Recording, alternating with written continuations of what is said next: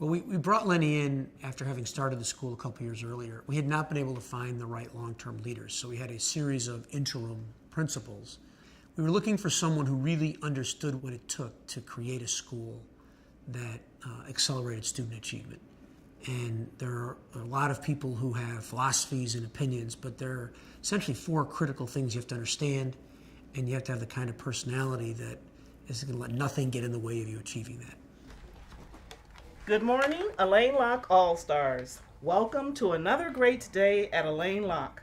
Would everyone please stand as we say the Pledge of Allegiance and sing the national anthem and lift every voice and sing. I can say this: when I first talked to the founder of the school, Pat Ryan, and he outlined for me what his vision was. He just talked about what he wanted for the children in this community and for children who lived in communities that had historically been underserved. It just sounded like something that I had been talking about for a long time with people that, you talk to about what should happen in education. And it was fascinating to me that so many of the things that he wanted for this school were the very same things that I wanted with regards to educating children who had not received quality education. Lenny really understood intuitively what it took to create a school that would allow these children to achieve their fullest potential, and how to make that work in the context of the community we were serving and really create the best for them. Yeah, Ms. Jones would never let us fail. Even some of the people who had given up, I can remember that the seventh graders, we weren't doing too well in science, and the ISAT was coming up, but she wouldn't let us just give up, so she got two of our best science teachers in the whole school, and they just gave us tutoring, and that just showed me how Ms. Jones really believed in us. And I think everybody did really well on that science test because of that. And so, yeah, Ms. Jones would never let any of us fail. She won't let it happen. It's just out of her thought. You can't even mention the word fail. It's just not going to happen. I maintain an open door policy. So children know that they can come in and speak with me at any time. Teachers know that if children ask permission to come to my office, they should be given permission. She's an expert in motivation. I think that's one of her best qualities. She's a great coach. She makes you feel like, you can do whatever it is you need to do, and you can find whatever it is you need to find. If there's something that I can do to help you, just come and talk to me and we'll figure it out. Lenny had an absolutely unwavering commitment and a real certitude about what it took that allowed her to make tough decisions, make decisions that weren't always popular but were the right thing. And because she was unwavering and we were unwavering in supporting her, you could achieve the kind of success that our children have achieved and our faculty has achieved and our families have achieved with Lenny as the leader at the helm. She always puts us in a position to succeed. And when we struggle, she's always right there to make sure that she's right with us. And that type of support is invaluable. She's really open and willing to help you and interested in your life, but yet she always maintains that air of professionalism, and she's always the leader. There is never a question of the fact that she's in charge. I love the fact that Lenny, whose two children are graduates of Ivy League universities, when she talked about her husband John and her children John and Lenny, and what they hoped for them and they were able to achieve, that was the same way she thought about the 550 kids at Elaine Locke, and she wanted them to achieve their fullest potential, just like their children John and Lenny did.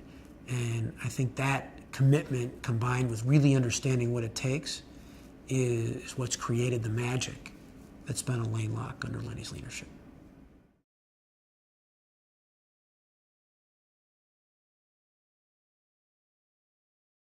I wanted to bring some structure, and I wanted the children to recognize that they were in an environment where there were standards and expectations, and I thought that all of that would impact their behavior as well as their performance in school, in class.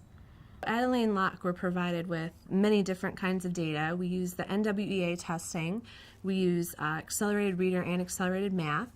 The older children get ISAT scores. The whole school gets Iowa test scores. And we use the data in a variety of ways. Parents here view test scores as being an indicator of their students' achievement, what they've learned throughout the school year and where they need to improve in. Many parents get an opportunity to see where their child is, and then they can help their children get to where they need to be. And so I think it's not the everything, but it's an indicator. Whatever the case may be with regards to the results is what you have to work with. So really you're just looking forward to knowing exactly, what the test results are so that you can know how to better structure your instruction for the upcoming year. Lenny and I would always sit down, we'd go over the results of the test, the data, and we just kind of analyze areas and sections that we thought, needed to be shored up. We call the teachers in individually, and we'd go over the data for their classrooms, and we talk about strategies and things that we may need to put in place for this group of children or that group of children. They could kind of look at the data and see, well, most of the kids did well here, but I see a lot of them didn't do well here, so that's what we're going to focus on going forward. I meet with the teachers individually when their test results come back.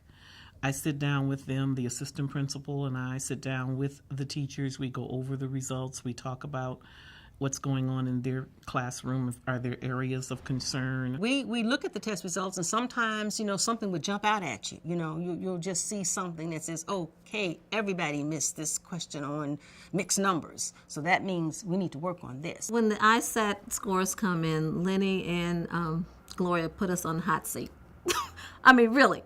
You'll get called to the office, and she kind of, goes through the list, what happened here, what happened there. She really wants you to reflect on why they're great or why they're not so great, and what can you do better, and what do you need. Lenny has done a good job of wanting to see where classes are. And so she's used assessments to try and understand which teachers are successful in helping the kids master topics, and if they're not, knowing where to intervene and to be able to work with the teachers to help them be more effective.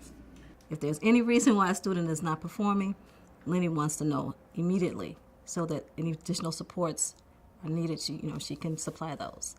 One of the things she says is that whatever you need to make your classroom work, let me know. Sometimes teachers tell me that they feel they need more work or more help in a certain area. And sometimes you're looking at your data, at the test scores, you're looking at the work product that the students are submitting. All of these factors let you know the direction in which you need to move. There are programs out now that will give you immediate feedback, such as NWEA. And what we have found is that this immediate feedback really allows the teachers to structure their lessons in a way that can meet the needs of each child more effectively. The NWEA is nice because we take it 3 times a year, and so we're able to see the growth in our students in both reading and math. The NWEA also identifies areas in which they're struggling or areas in which they're exceeding, and it also even suggests ways that you can work with them based on that. There is a great deal of debate and discussion about whether children are tested too much and how much you can actually tell about what a child knows from a test. And notwithstanding all of that, I also try to look at the fact of the matter, which is children are tested, and those test scores do count. They do matter. I said it's a tool to help your student. I don't think it's everything, and Ms. Jones never treated it as the end all for student achievement. But she does say that's important because in life you will be measured on everything. A driver's license, a job, you're going to be measured. So right now, get used to it. Get used to showing people what you can do.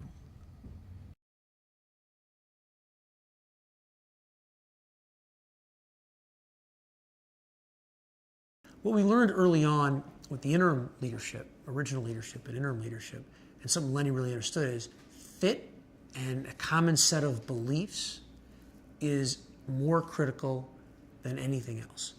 Because you have to not only believe at 50,000 feet that this is the right thing, but you have to really understand what are the core elements of our school climate? What are the core elements of our model and how it works? When I first came to Elaine Locke, there was a staff in place. And it took a couple of years for me to develop a team, if you will. One of the things I think is a strength here at Elaine Locke is the fact that we are on the same page. We don't all think alike. But when I talk to teachers initially, when I first interview teachers and tell them what we do here, I ask them, can you be a team player, even if you don't agree with everything we do? What I find is that when you have a concern about a candidate, it's best to pay attention to that concern. When you feel that this might not be a good fit, it probably will not be a good fit. Something people don't understand, and Lenny always understood, is that it doesn't matter how good the teacher is if they're divisive or if they're not supportive of the mission of the team. And you can't create that common school climate and that environment that allows teachers to really achieve their best and students to achieve their best if we don't all believe in the same set of practices, the same set of values and how the school's going to work, and if we're all not fully committed. You'll be limited because you have a dysfunctional adult climate. We have to execute, and every person must know what is expected of themselves and each other. And when there's, a bad link in the chain, things can, disintegrate.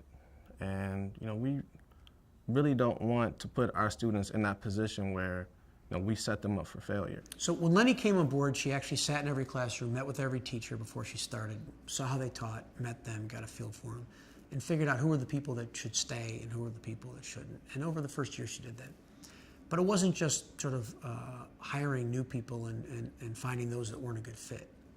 It was also a matter of then trying to build that team and get that consensus. And so the first thing she said to me was, I want to go take people away for 3 days where we're only with each other and we really get some time to understand each other, get to know each other better, build trust. I started off my time here at Elaine Locke with a retreat. I wanted to introduce myself to the staff, but I also wanted to begin this whole notion of working as a team, agreeing to do things that we may not have placed as priorities in some other setting, but that we have agreed to place as a priority here at Elaine Locke. And as time has evolved, the retreat has really become a re-emphasis on how we do things at Elaine Locke, understanding exactly what it is we want to accomplish for the year, what our goals are. Each year at our retreat, we review the Elaine Locke way. That's one thing that we kind of stress, because we feel that it's very important to start the year off with understanding the culture of the school. We talk about procedures. We talk about the discipline strategies that we would like to enforce the school year.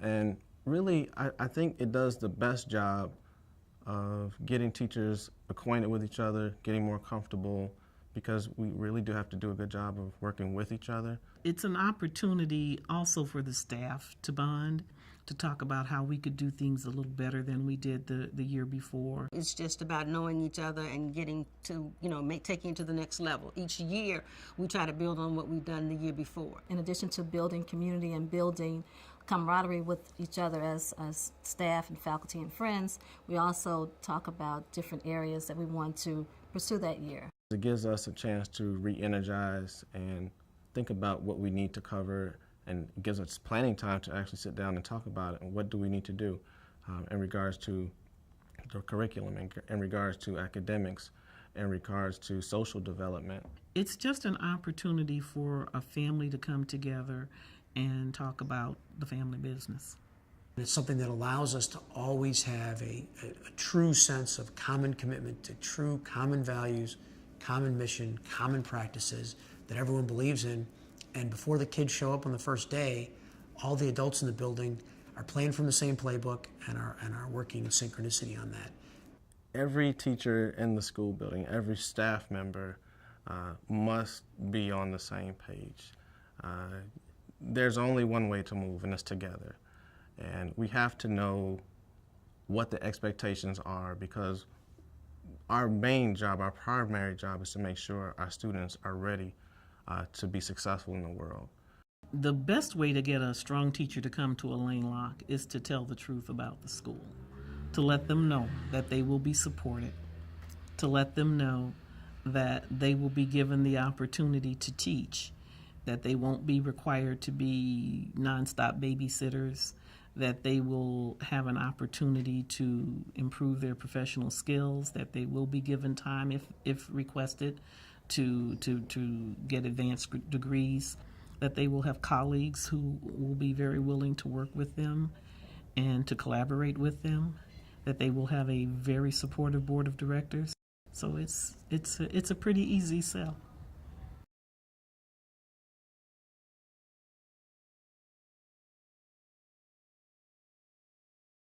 When we first came over, because I did need some time to just walk through and spend some time in the building getting a feel for what the children were doing and what I saw that there was not a great deal of structure here at that time.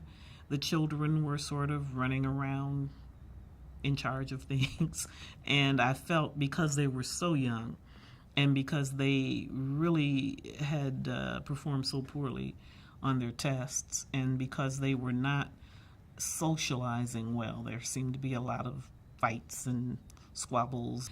I felt that the need for structure was obvious, and I also thought that it would certainly impact the ability to reach them and to teach them in a better way, a more effective way. She's absolutely right. It did seem a little bit disjointed. It didn't seem to be a lot of structure. They were like kids doing this and kids doing that. So we couldn't quite piece it together in terms of, actually what was going on. She understands that you have to have a place that's highly constructive for learning.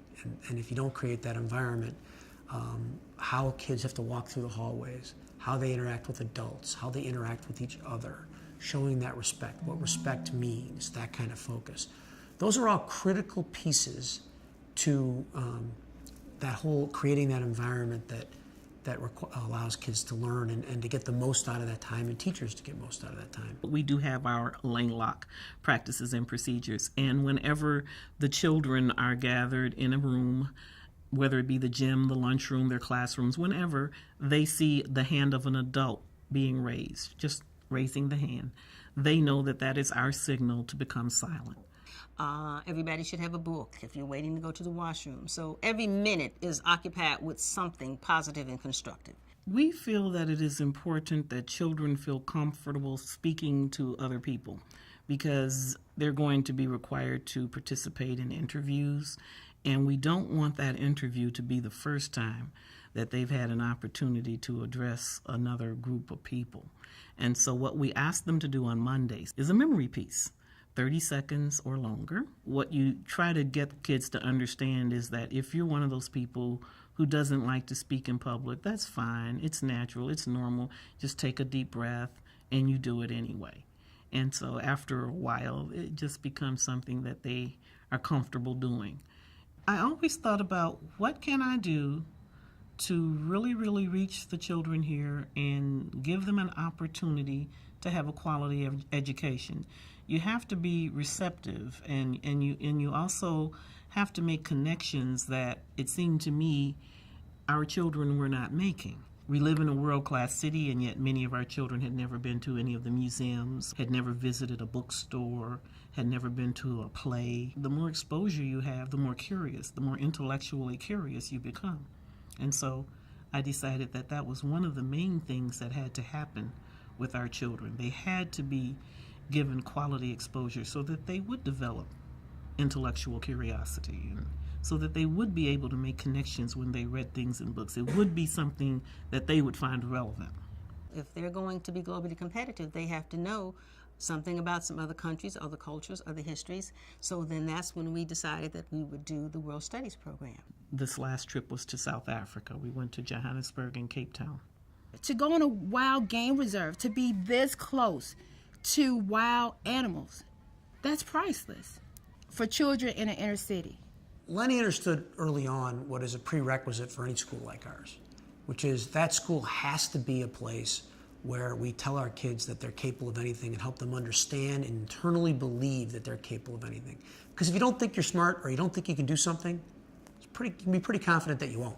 We want our children to have aspirations. We want them to set goals. We want them to achieve. We want them to feel good about themselves. It was very important to us that our children knew that they were going to college. So that is one of the reasons we named each one of the classrooms after 2 colleges, and we made sure that the children knew that this is what their future was. The children there will know the names of those 2 universities. They will have learned something about those universities. And in this way, we feel that children not only hear the names, but they begin to unconsciously incorporate the aspirations to attend college. Even when the children come down to Lenny's office for discipline, you know, they're coming down there because they've done something that they know they shouldn't have done. But before it's over, she's asking them, what high school are you going to? What college are you going to? What do you want to be when you grow up? So we're always feeding them that information. So there's just no doubt in their minds that that's what they're being prepped for high school and for college and for life thereafter.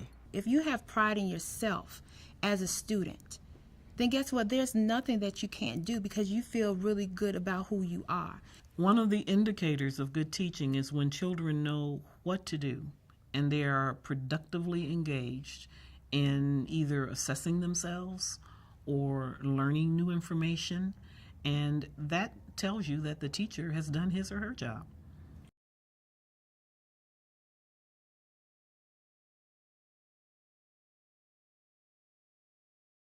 The parents all buy into the culture here at Elaine Locke because Ms. Jones is just unapologetic. She is so key on what she wants and how she believes in each child here. She's able to create this environment where even though they're within a community that is somewhat deprived in educational facilities or the quality of these facilities, that she creates what I call like our own little world. And what we've had it for, my son's been here since kindergarten, and it just gets better year after year. We had parent meetings initially when school first started. I talked with the parents about our goals for the children, the fact that I knew that they were very, very interested in having their children attend college, and therefore that would be our focus. And I talked with the parents about what it would take for their children to really be prepared to be successful in college.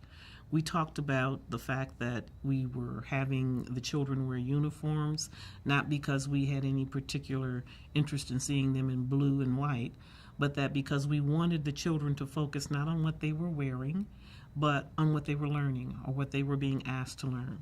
We talked about the fact that there would be homework every night. We talked about the fact that the children would be asked to read every day, that we would be going out of the building quite a bit, that we would try to bring in as many interesting programs into the building as possible. So I tried to talk to the parents about those things that would make for a quality education for their children, and at the same time letting them know that I would need their support. So we let them know that we're really going to be very serious now about achieving some of these goals we're talking about. Lenny understood that the most important role of parents, and the one that's predictive of kids' success and academic achievement, is really around 2 things. Do they understand our program? Do they understand the Elaine Locke way? And are they bought into it? And second, do we engage them proactively in their kids' education? Parents are a very important part of Elaine Locke. They assist the teachers and really the school. They're active, a part of the homework experience for the kids. Homework is sent home, and the parent, of course, is expected to help the child with the homework, but our parents will write us back notes, and those notes can help guide curriculum for that next day or maybe for that week. It really gives us a clue on, you know, is this something that we need to review, we need to talk about again. We have parent power meetings, and we talk about, especially for the older kids, the ISAT goals and the frameworks. We let the parents take a practice ISAT test so they can get an idea of what the ISAT will be like and what the kids will really have to understand and know for the ISAT. And I think the parents really appreciate that, because always afterwards, I'm so glad I came. I have a better understanding of what my child will be learning this year. We want to make sure that we maximize parents' time. So if we need a meeting with the parents, it has to be something really important. Ms. Jones has always said that their time is precious, just like our time is precious. So let's make sure that whatever we bring our parents in, it has to be of substance. I think it is very important that you have parents come in and talk about specific things. But I do today take the time to really try to explain to parents the reasons why we do the things we do. I have a list of parents that I know who may not be working, who are in school, who can work evenings, who can do the days, and rotate those families into our different action network committees. All parents, I really do believe, want their children to have the best education. She walks in silence, but it's just like this air about her where you know that she requires the best from your child, and she pulls it out of them with just her mannerisms and the way she looks at them and the way she speaks to them, and whatever they want to do, she shows them how to get to it. So whatever goal they have, she'll break it down to where they can get to that goal.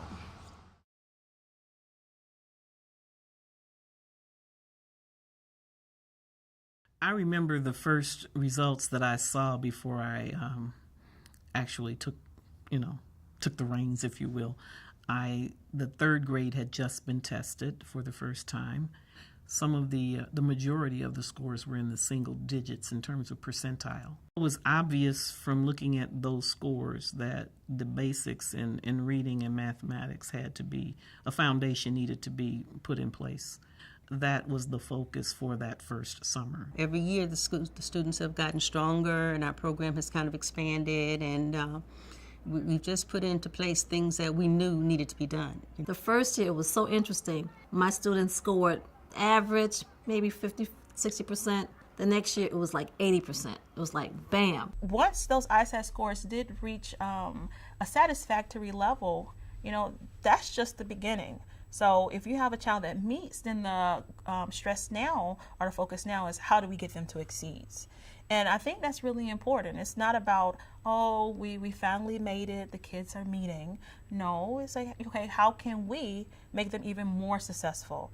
If a child is scoring at exceeding on the ISAT, there's a greater correlation of going to college and actually finishing college. And I think that was very motivating for our staff, because we definitely want our children to excel and go on to college and really be productive and successful adults. As far as math is concerned, early years we used everyday math, and that's still a program that we use even now today. And we also supplement everyday math just to give the kids a little bit more practice with the concepts, just to make sure they've mastered all the things they need at their grade level, all of those skills and concepts. For reading, our reading program consists of the Hoofd and Mifflin series. We have QAR.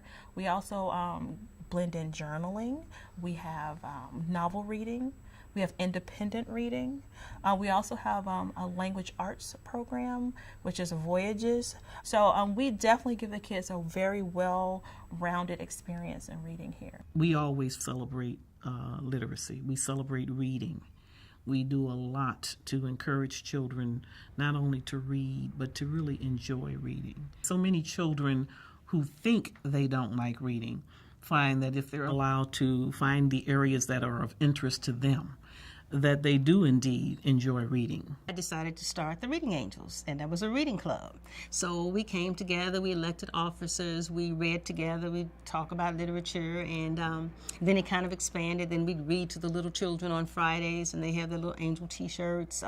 So it's really turned out to be a great group. Everybody wants to be a reading angel. So you may have a child that may be struggling in an area, and you have to figure out how to scaffold them, really based on like maybe their learning style, and really try to incorporate that into your lessons and into their classroom experience. And in some cases, you may have children who are working above grade level, so you want to also target those students and make sure you're building them up so they can continue to grow and excel in the areas that they're excelling in also.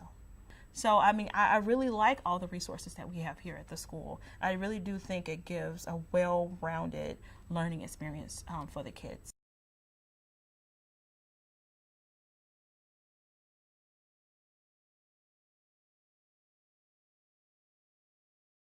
Lenny came to me early on and said, listen, I think our teachers have a lot of potential, but they need to be really highly skilled in executing on the curriculum that we have.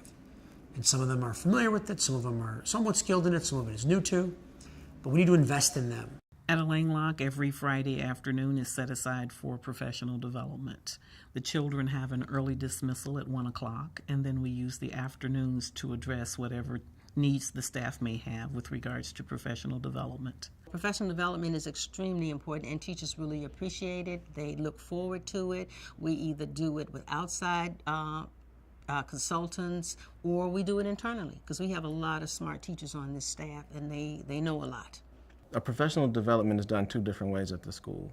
One, we focus directly with curriculum. There are times when we will have an in-service where someone will come in and talk to us about strategies we can use in the classroom. For example, everyday math and the Houghton Mifflin series for reading. And there are times also for professional development when we have to sit down and actually plan with our colleagues and teachers. Both are important. Fridays are so nice because it really gives us the opportunity to collaborate with one another, both in in grade level meetings, cross grade level meetings, but then even as a whole staff. It's nice that every Friday we get a chance to kind of reflect upon how the week is going, or how that month is going, or how that quarter is going. The planning time is really important because it's a time where we can actually sit down without the students, without any distractions, and talk about how effective we were as teachers.